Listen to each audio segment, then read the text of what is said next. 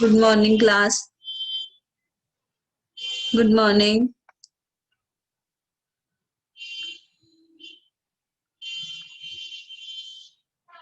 हाँ जी, हम कविता कर रहे थे कन्यादान ऋतुराज की। इसके आधे क्वेश्चन आंसर हो गए और कुछ रहते हैं,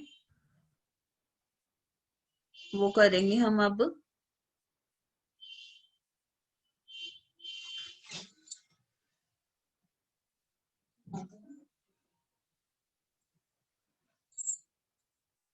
हाँ जी, अगले क्वेश्चन आंसर हमने करने हैं।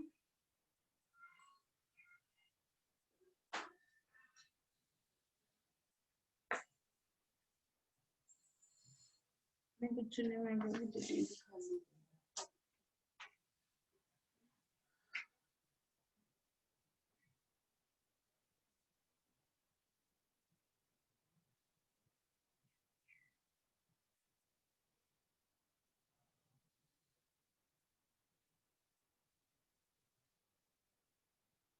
हाँ जी क्लास, अपनी वीडियो ऑन कर लीजिए एक बारी।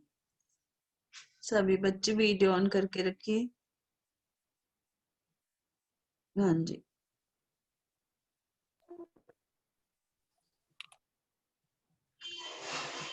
कल बेटे पीसा की क्लास थी, इसलिए वो क्या कहते हैं, इसलिए क्लास नहीं लगी आपकी।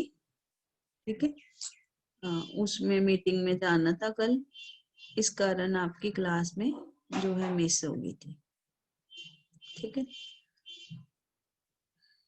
तो मैं आपको आप पीसा की वर्कशीट्स भेजूंगी। ठीक है, सुन लो सभी। जो पीसा की वर्कशीट्स आएंगी वो आपकी एज ए एक्टिविटी यूज होंगी। ठीक है, तो एक्टिविटी में आपने वो सारी जो पीसा की वर्कशीट्स हैं सॉल्व करनी है। ठीक है, अपने पास एक कॉपी लगा लो पीसा की। ठीक है, उस कॉपी में आपने, हाँ जी, वर्कशीट जो है उसमें शोर बहुत हो रहा है।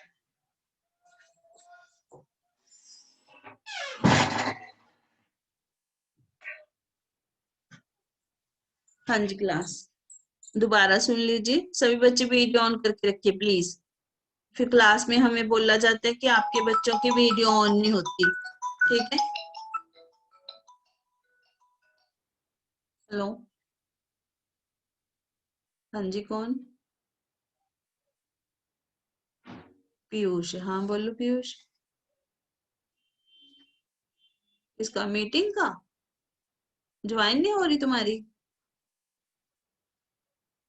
अच्छा, मीटिंग पासवर्ड मैं अभी तुम्हें सेंड करती हूँ। ठीक है, पीछे, हेलो, पीछे वाली जो भेजे हुए हैं लिंक, उसमें से देख लो मीटिंग पासवर्ड, पिछले लिंक दिए हुए हैं जो सारे। हाँ, ओके, चल ठीक है, मैं दोबारा भेजती हूँ। ठीक है, मीटिंग पासवर्ड वाला।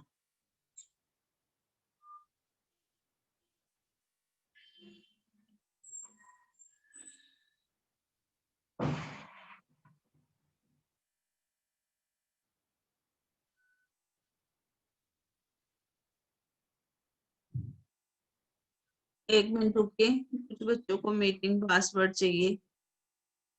मीटिंग पासवर्ड तो वही है पुराना वाला, दोबारा भेज देती हूँ मैं,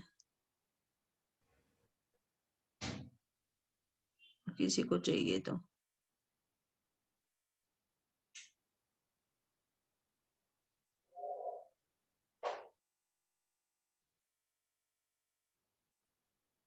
पासवर्ड तो चेंज नहीं होता।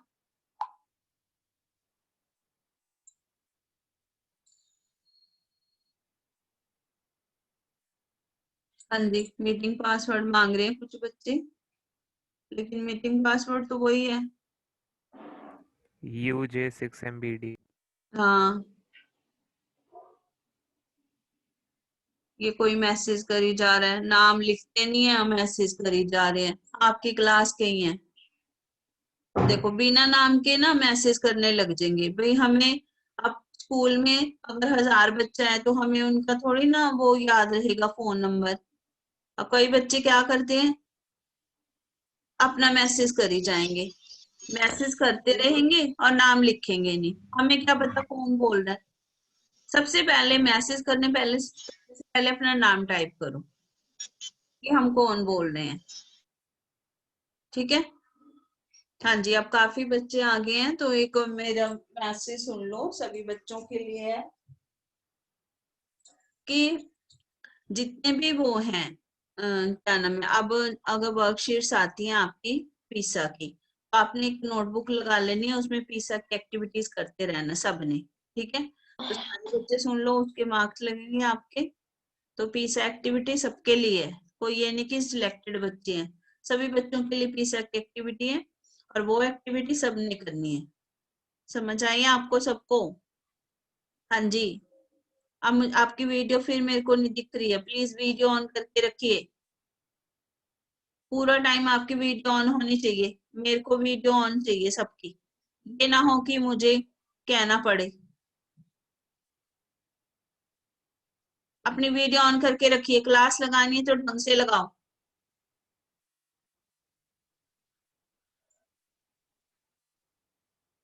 हाँ जी, और सब बच्चों के जो हैं वो मैं बार बार बोल रही हूँ, प्रोजेक्ट बन जाने चाहिए। सेकंड प्रोजेक्ट मैंने नेचर पे दिया, तो वो उसमें आपने 2 कविताएं लिखनी है, ठीक है।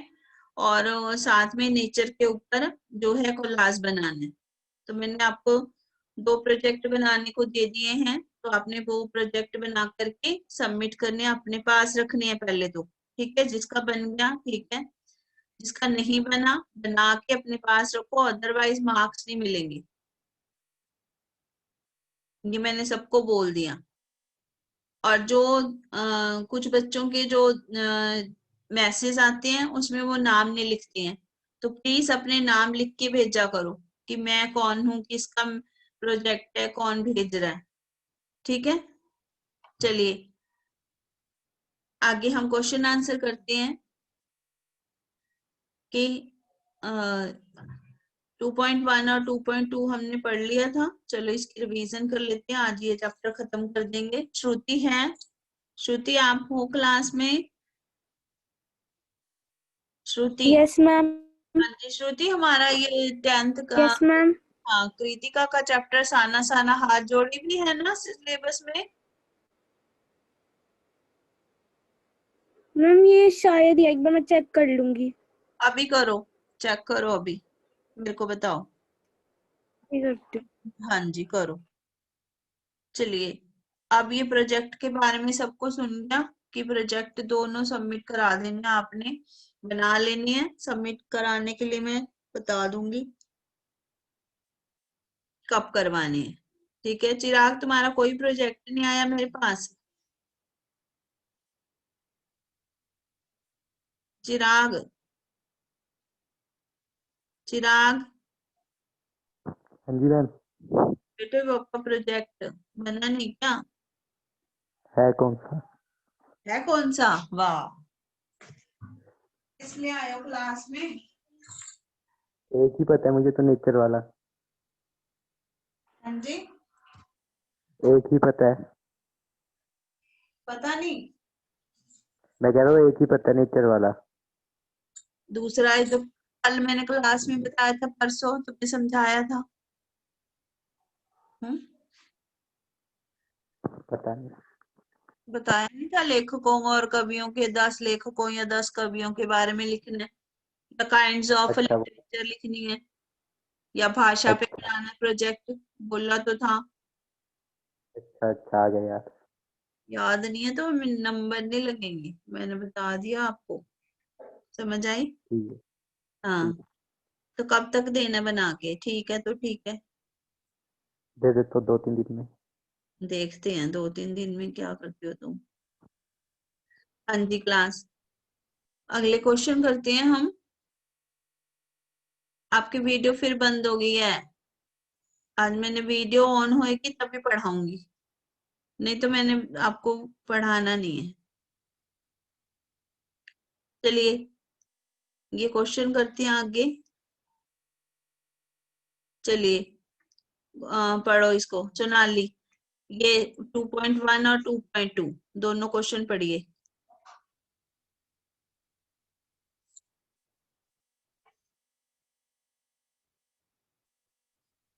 2.1 और ये 2.2, 2 क्वेश्चन पढ़िए।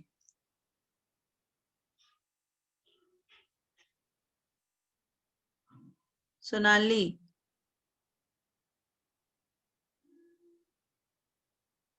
सोनाली आप मुझे सुन रहे हो? सोनाली, सोनाली, टीशा,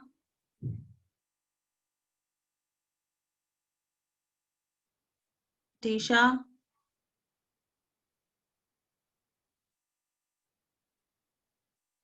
हाँ जी, बबली, पढ़िए इनको, यस मैम।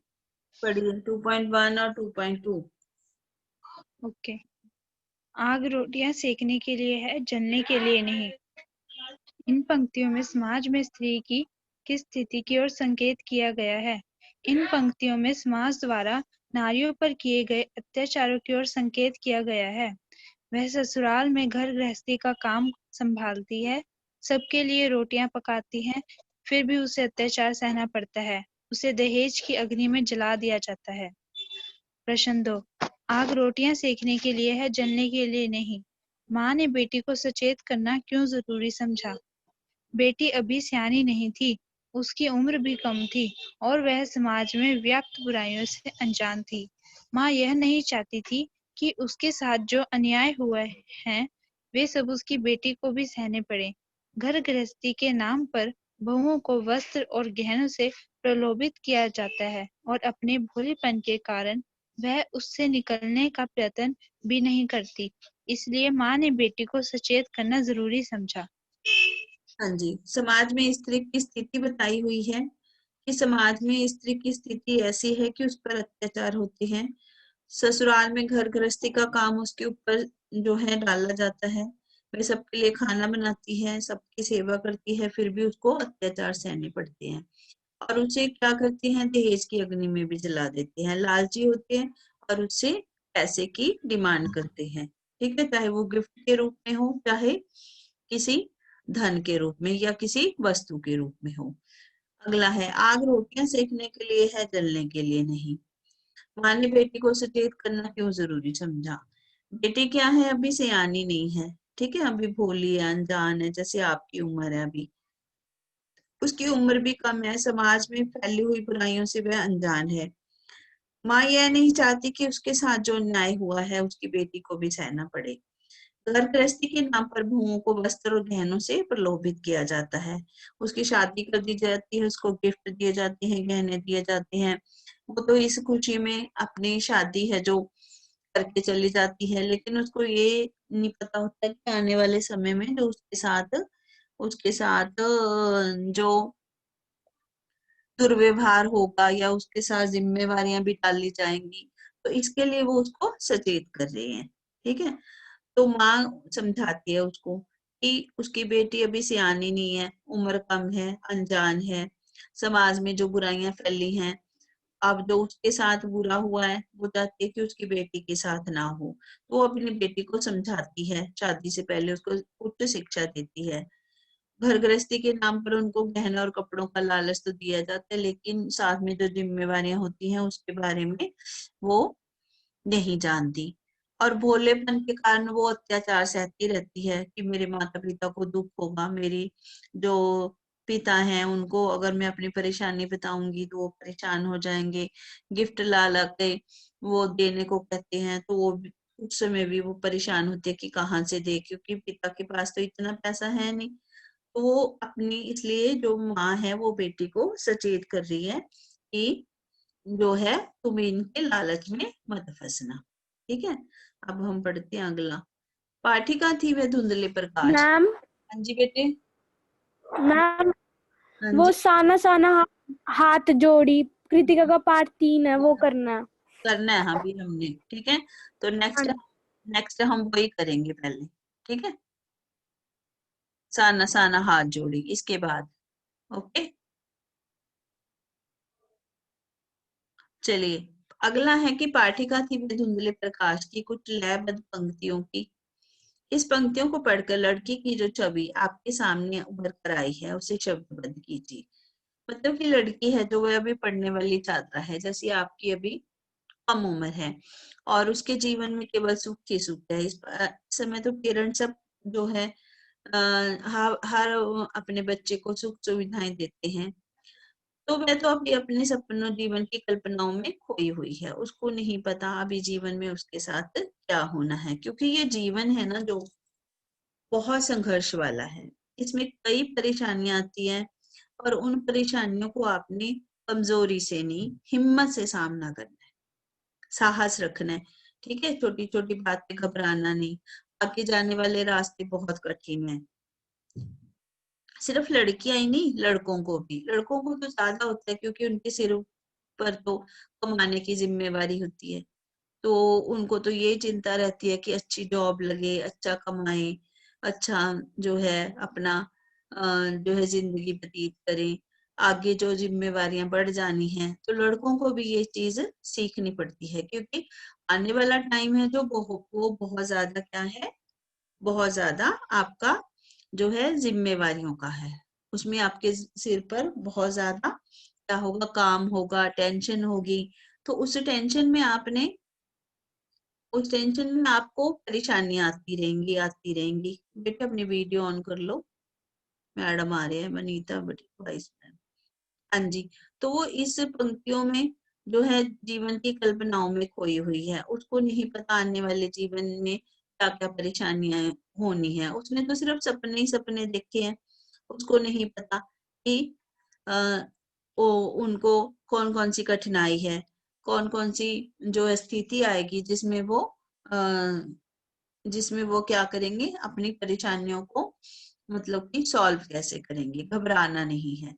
जीवन की सच्चाइयों से आप लोग अनजान हो, तो वो लड़की है जो वो भी जीवन की सच्चाइयों से अनजान है।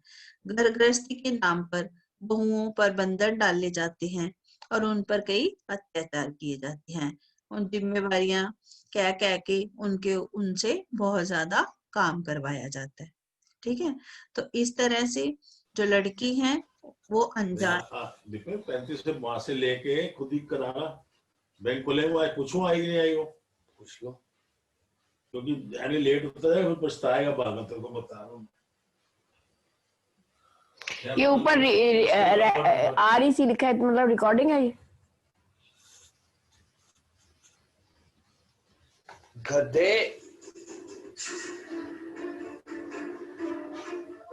01725059596। Yes ma'am. की आवाज है बेटे? मैम हाँ हाँ बोलो। अनीता वेधारा। वाइस मैम है? मेरी आवाज आ रही है, बंद कर। हाँ जी अनीता वाइस भाई मैम, कौन? आवाज आ रही है। बंद करो, आवाज बंद कर रहे हैं।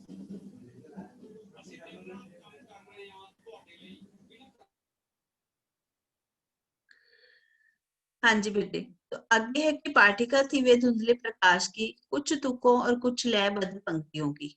ठीक है, इन पंक्तियों को पढ़कर लड़की की जो छवि आपके सामने आ रही है उसे शब्दबद्ध कीजिए। ठीक है, तो अब आपको मैंने बताया कि जो लड़की है वो क्या है, अनजान है। उसने जीवन में सुख ही सुख देखा है। आपने अपने घर में देखा है कि मम्मी पापा जो है आपके उसी समय आपकी जरूरतों को पूरा करते हैं। ठीक है, और जो है उसी समय आपको हर चीज ला करके देते हैं जो चीज आपको चाहिए होती है। तो आपने तो अभी अपने जीवन के सपने देखे हैं। ठीक है, तो आप सोच रहे हो कि सब कुछ अच्छा ही अच्छा होने वाला है, लेकिन जिंदगी में बहुत सारी मुसीबतों का सामना करना पड़ता है। तो वो जीवन की सच्चाइयों से अनजान है। घर गृहस्थी के नाम पर बहुओं पर कई बंधन डाले जाते हैं और उन पर कई अत्याचार भी किए जाते हैं। ठीक है, अगला क्वेश्चन है, माँ को अपनी बेटी अंतिम मुंज क्यों लग गया? ये इंपॉर्टेंट क्वेश्चन है बेटे, ये सब बच्चों ने अभी लर्न कर लेना है। साथ साथ जो है अभी मैं आपको करवा दूंगी। कि क्या क्या है, ये हमेशा आता है सीबीएसई में भी, कितनी बार आ चुका है, जो आपके वो होते हैं पेपर होते हैं, हर बार ही आता है ये क्वेश्चन। तो आपने ये क्वेश्चन जो है अच्छे से लर्न करना है सभी बच्चों ने। इसमें है कि माँ और बेटी का संबंध मित्रता पूर्ण होता है, दोनों फ्रेंड्स की तरह होती हैं। तो माँ बेटी को सर्वाधिक निकट रहने वाली और उसके सुख दुख की साथी होती है। माँ बेटी के साथ होती है और बेटी अपना माँ है जो हर अपने सुख दुख अपनी बेटी के साथ बांटती है, और बेटी जो बेटी है वो भी अपने सुख दुख अपनी माँ के साथ बांटती है। तो कन्यादान करते समय वह इस गहरे लगाव को महसूस कर रही है, ठीक है, उन दोनों का आपस में बहुत प्यार है। तो उसके जाने के बाद वह बिल्कुल खाली हो जाएगी। तो वह बचपन से उसको संभाल रही है, उसका पालन पोषण कर रही है, तो वह उनके लिए क्या बन जाती है, एक पूंजी, उनकी इकट्ठी की हुई पूंजी बन जाती है। तब इस पूंजी अर्थात बेटी का कन्यादान करेगी तो उसके पास कुछ नहीं रहेगा। जब वो बेटी को विदा कर देगी तो उसके पास कुछ नहीं रहेगा। इसलिए माँ को अपनी बेटी अंतिम पूंजी लगती है, क्योंकि माँ और बेटी का आपस में बहुत अच्छा संबंध होता है और कन्यादान करते समय वह इस लगाव को महसूस करती है। और जब कन्यादान करती है तो वह सोचती है कि अब वह अपना सुख दुख किसके साथ बांटेगी। तो उसकी बेटी उसके लिए क्या है, एक पूंजी है, मतलब प्रॉपर्टी है उसकी, एक पूरी जिंदगी की जोड़ कर रखी हुई। अब वो कहती है कि इस पूंजी अर्थात बेटी का कन्यादान करेगी तो उसके पास कुछ नहीं रहेगा, इसलिए माँ को अपनी बेटी अंतिम पूंजी लगती है। समझ आई ये क्वेश्चन सबको? हाँ जी बच्चे, समझ आई है? आर्यन? यस। हाँ जी, बबली, चिराग? Yes ma'am. हाँ यस मैम। हाँ, क्योंकि दोनों क्या हैं, मित्र हैं। माँ और बेटी क्या हैं, दोनों मित्र हैं, और माँ बेटी के सबसे निकट होती है और दोनों एक दूसरे के सुख दुख की साथी होती हैं। अभी आप 10th में हो ना, ठीक है, अभी 1-2 साल बाद जो है +2 तक पहुंचोगे तो देखना आपका जो है आपस में माँ और बेटी का कितना अच्छा जो है रिश्ता बन जाएगा, बहुत बहुत अच्छा। और उसमें आप क्या बन जाओगे, फ्रेंड्स बन जाओगे, और अपना हर सुख दुख माँ है जो तुम्हारे ऊपर डिपेंड हो जाएगी, और उसको लगेगा कि उसकी बेटी है जो उसकी हर सुख दुख की साथी है, हर अपने मन की बात वो उससे करेगी, तुम अपने मन की बात उससे करोगे। ठीक है, चलिए अगला क्वेश्चन है, माँ ने बेटी को क्या क्या सीख दी। अब क्या क्या समझाती है माँ? माँ ने बेटी को कहा कि अपनी सुंदरता पर गर्व ना करना, ठीक है, गर्व ना करने की सीख दी, मतलब घमंड मत करना। माँ ने अपनी बेटी को दुख से पीड़ित होकर आत्महत्या ना करने की सलाह दी है। कि अब आप सोचो कि अगर कोई हमारे जरा सी पिन भी चुभ जाए, हम कितनी तकलीफ होती है, और कोई आत्महत्या क्यों करता होगा, महसूस करके देखो। आत्महत्या करने का मतलब इतनी ज्यादा परेशान हो जाता है इंसान कि अपने आप को मार देता है। तो आप सोचो कि कितनी ज्यादा उस समय हालत खराब होती होगी। माँ ने बेटे को धन संपत्ति के आकर्षण से दूर रहने की सलाह दी। उसने कहा कि लालच मत करना किसी चीज का और इससे दूर रहना। फिर नारी सरलता, भोलेपन और सौंदर्य के कारण बंधनों में बंधी हुई है। ठीक है, अब वो कहती है कि इन बंधनों में मत बंधना।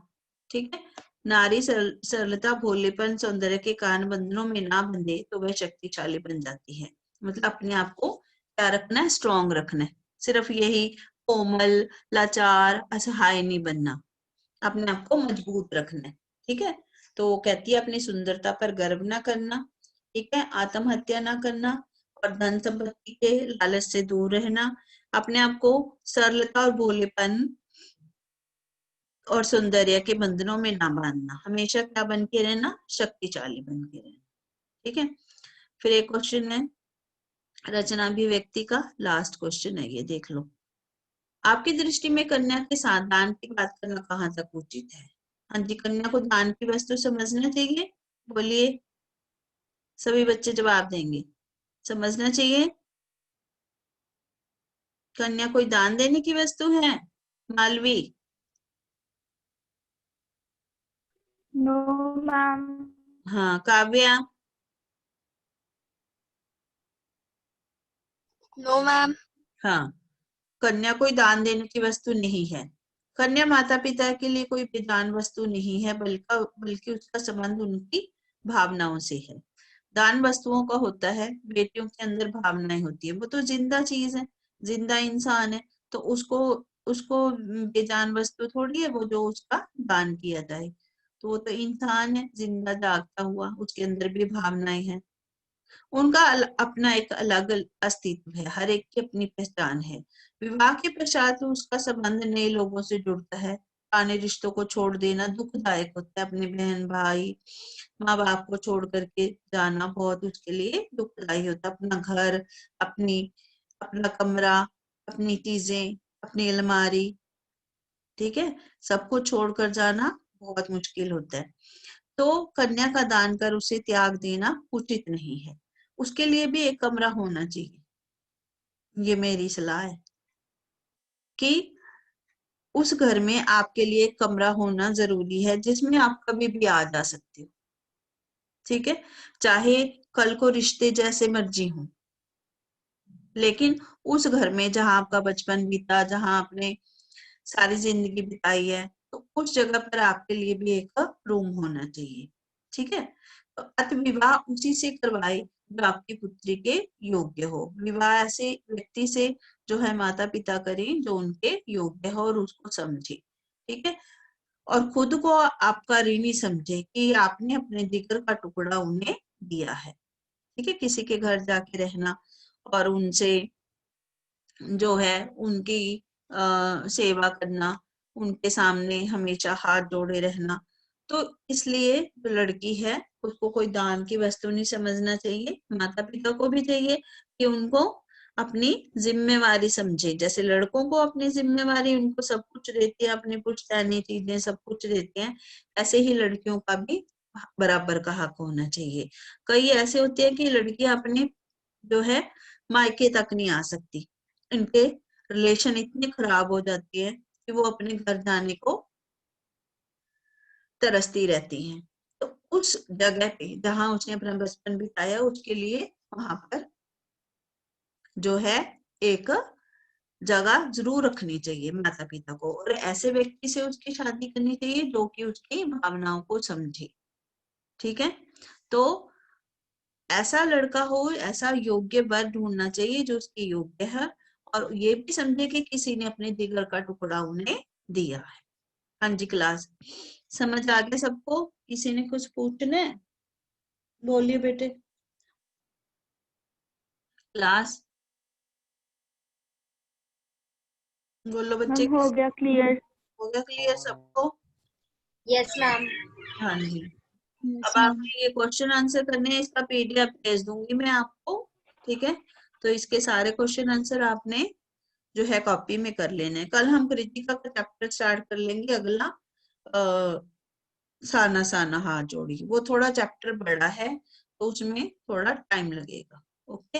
वैसे मैं कोशिश करूंगी कि हम जल्दी से उसकी रीडिंग खत्म करें, वो भी हमारे सिलेबस में है। और दोबारा सुन लो सभी बच्चे कि पिसा की वर्कशीट आएगी तो उसकी अलग कॉपी लगा लेनी है और उसमें ही सारा काम करना है, ओके क्लास।